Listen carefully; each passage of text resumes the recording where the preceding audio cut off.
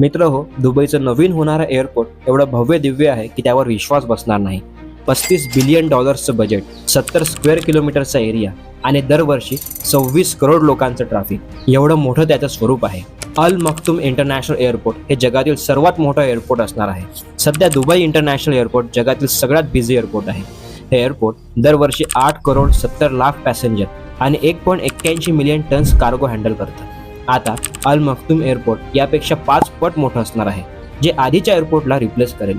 या एअरपोर्टची कॅपॅसिटी एवढी आहे की ते 26 crore passengers, 13 million tonnes cargo handle करू शकेल. या एअरपोर्टवर 4 टर्मिनल, 400 गेट्स बनवले जातील आणि याला दुबईमधील रोड आणि ट्रान्झिट नेटवर्क सोबत जोडलं जाणार आहे. दुबई गव्हर्नमेंटची करंट एअरलाईन एमिरेट्स सध्या करंट एअरपोर्टवर बेस्ड आहे. वाढत्या डिमांड बरोबर एअरपोर्ट मोठं करायची गरज आहे, पण रेसिडेन्शियल डेव्हलपमेंट आणि हायवेजमुळे ते एअरपोर्ट एक्सपांड करणं शक्य नसल्याने हे नवीन एअरपोर्ट बनवावं लागत आहे.